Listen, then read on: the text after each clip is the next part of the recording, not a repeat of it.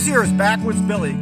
Dumb R, you should remember to click, like, subscribe to Backwoods Billy Craft Beer Reviews, where we do reviews on beer, wine, spirits, and food. Now, today we're talking about Evolution Craft Brewing Company, which is a local brewery on the Delmarva Eastern Shore in Salisbury, Maryland, and the Nouveau Rouge, which is their sour that pays tribute to the Flanders method of souring. Now, the difference is this is the Solera method, which is Spanish for on the floor. And what that is it was originally done for blending cherries, and it's used for wine, brandy, beer, vinegar.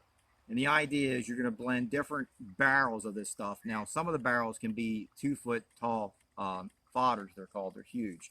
And the idea is the wood adds some tannins like you would have in wine, which is like a puckering feel that you get in your mouth when you sucked on a tea bag, slightly drying. Those tannins will help the beer have legs, in other words, a longer shelf life to age a little bit. And this is an ageable beer. This I aged for 3 years after I purchased it. Now, this is the Nouveau Rouge, is their sour. Now, very, very low on the hop bittering. And the Flanders method is a lot more expensive, obviously, than the kettle sour. And as we get into this, I'm going to go into a little bit the different things, different sours, and why this is a lot more. This takes a lot more room in your brewery of all the different barrels. That's first of all. Second of all, it takes a lot more time and expertise to blend it versus a 3 to 5 day kettle sour. Now we're going to get on here and we're going to do our pour. Now, this has gotten the color more tan, and when it was originally out, it was a vibrant red color. But due to oxidation, you get a little bit of that thing. So this has got my little Halloween cup going on. Happy Halloween, everybody. Look, I brought my band in here to play while I'm doing this. Tommy Bahama's beer opener. So, extra alcohol, you get a little bit of the notes, and you get the cherry, a little bit of orange. You can smell, you know, the wood from the barrels. You get like a little bit of vanilla note this as well, and it's an off white head, like an ecru color head.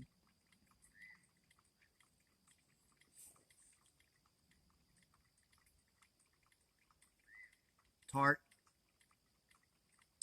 You get the cherries, you get vanilla, you get orange, and you get that little typical sour pucker. From the aging, it only does actually smell it out a little bit. And in my opinion, this actually is more of a puckering now than it had originally when it was made. Now, the difference in the Solera method, going back to the difference in this beer and typical kettle sour, I wish we were getting kettle sours, don't even know it.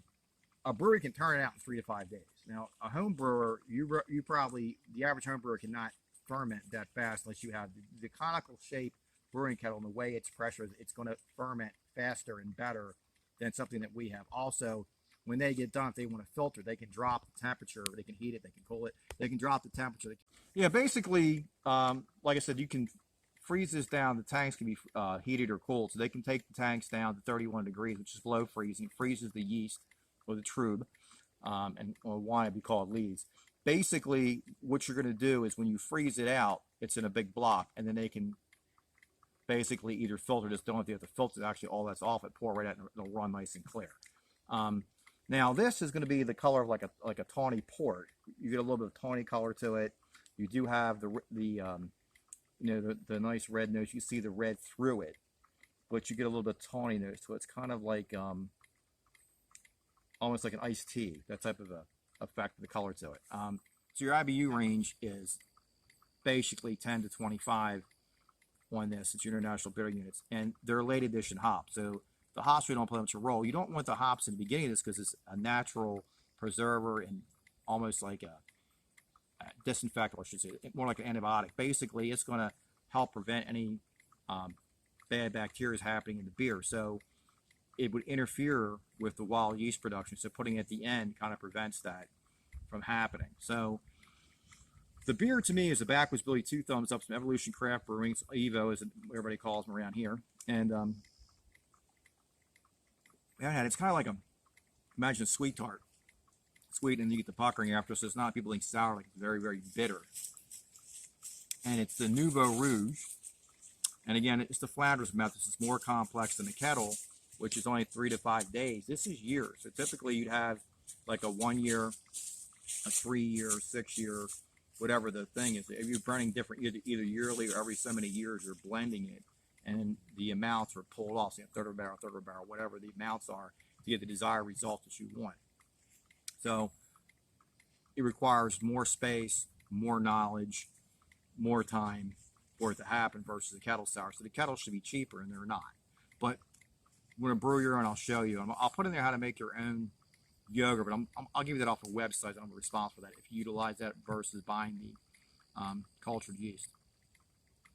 But anyway, Tobacco's Billy, 2 thumbs up, and like I said, the pairings on this are pretty much anything you want with this. It's a beautiful, it's like a kind of a sweet tart finish to it. You get that tart puckering at the end.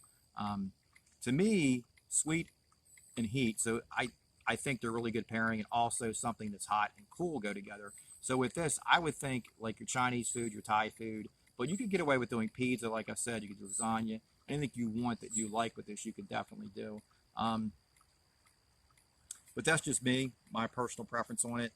I definitely want to put the recipe in there, so if you guys want to play around with it, the more you play with it, the more you'll begin to understand stuff. And like I said, the BJCP guideline 17 was more specific, so the 17B was the Flanders, where the 28 is just tells you it's a general sour, and that's it. And it gives you basically, if it were this broke everything down, you're going to get cherries, you're going to get red currants, you're going to get orange notes, vanilla notes, you can get chocolate notes, blah blah blah with the thing, and the wood tannin notes in it. You're going to get spicy notes with it, etc.